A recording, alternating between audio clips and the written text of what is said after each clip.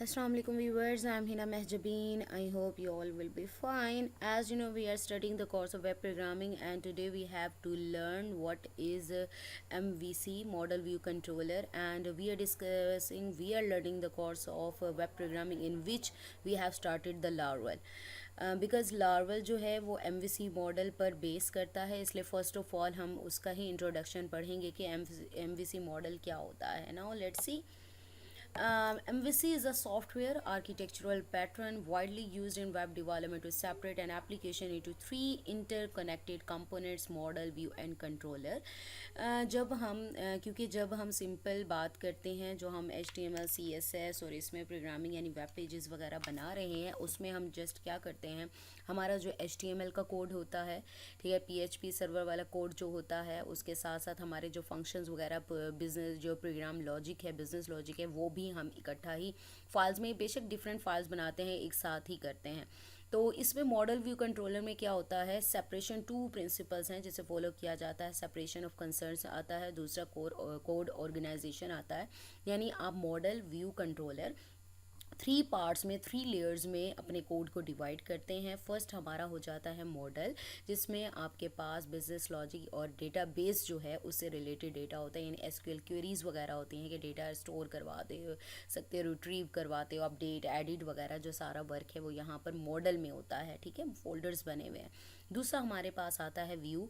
View में क्या है, जैसे कि नेम से ही पता चल रहा है कि व्यू यूज़र इंटरफेस है जो कि आपको दिखाई देता है. यानी HTML का जो हमारा कोड है, हम जो पेज डिज़ाइन करते हैं, वेब पेजेस डिज़ाइन करते हैं, वेबसाइट डिज़ाइन करते हैं, जो इंटरफेस डिज़ाइन किया जाएगा उसका जो कोड होगा वो हमारा इस फोल्डर में आएगा. नेक्स्ट हमारे पास है कंट्रोलर, जिसे intermediator between model and view भी कहते हैं.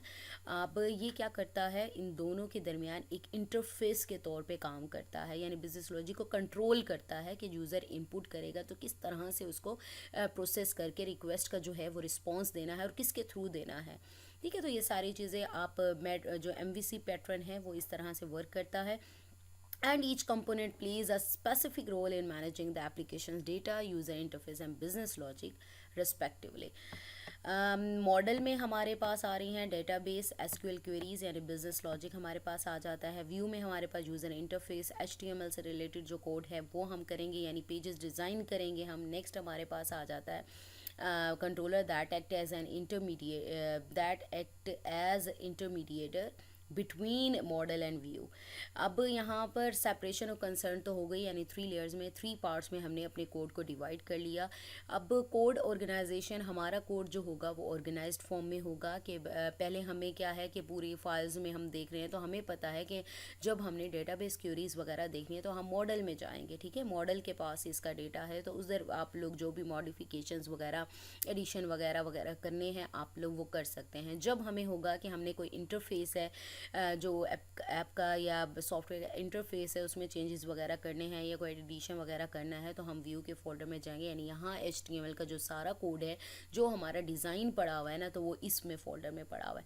नेक्स्ट हम कंट्रोलर की बात करें, जैसे बिजनेस लॉजिक जो कंट्रोल करना है कि क्या क्या फंक्शंस परफॉर्म होंगे, किस तरह से हमारी जो यूज़र इनपुट करेगा और रिक्वेस्ट प्रोसेस वगैरह होगी या रिस्पॉन्स कैसे देना है या क्या देना है, वो सारा यहाँ पर आपका होता है.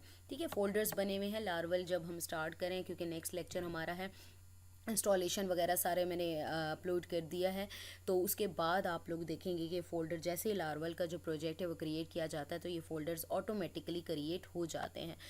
Now let's see one by one इसको पढ़ लेते हैं. Model that represent the applications data and business logic, यानी बिजनेस लॉजिक और उसके डेटा को रिप्रेजेंट करता है. It interacts with the database, performs data manipulation and forces business rules.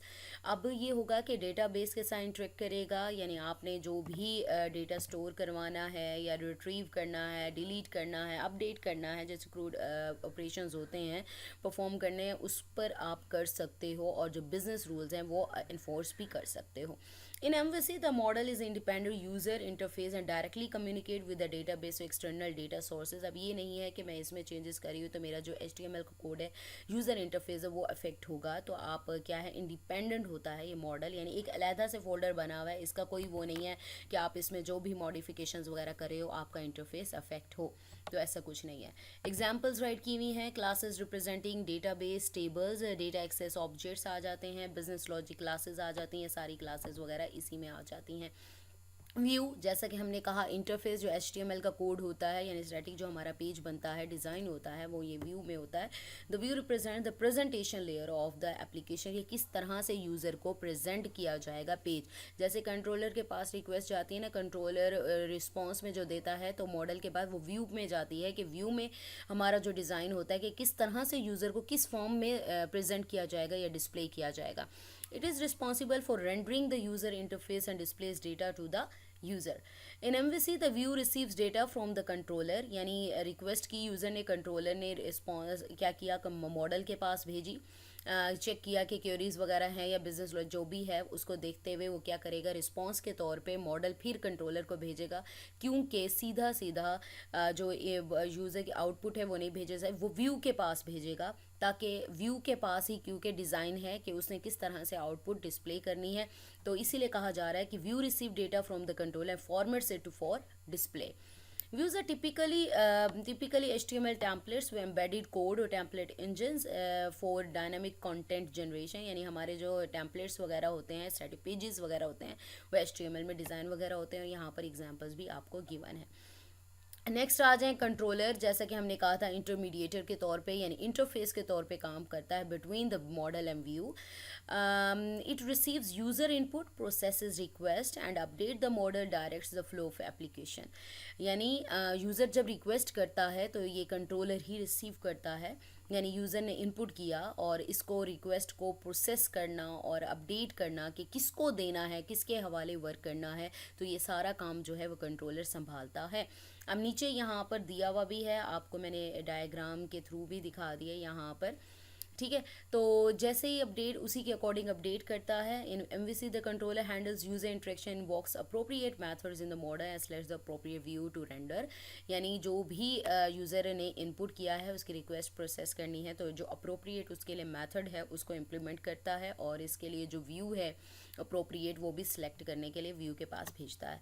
Controller contain application logic related to request handling a business workflows, कि किस तरह से हैंडल करना है, यानी फंक्शंस वगैरह हमने कहा वो यहाँ पर डिफाइन किए जाएंगे, बिजनेस लॉजिक जो होगा हमारे पास यहाँ होगा। बाकी यहाँ पर एग्जांपल है PHP क्लासेस एंड लार्वल आ जाते हैं, कंट्रोलर्स अदर MVC मॉडल आ जाता है।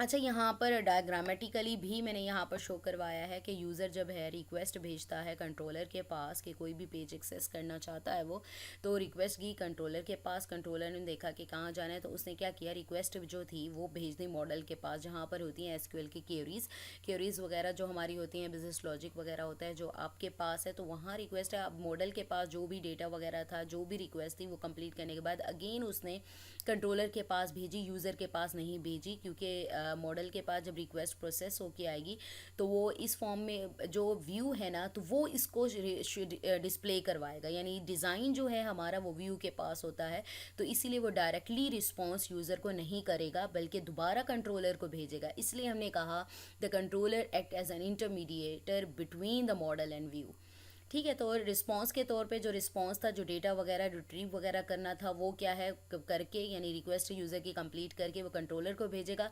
अब कंट्रोलर क्या करेगा, वही डेटा जो रिस्पांस में आया था उसको व्यू के पास भेज देगा।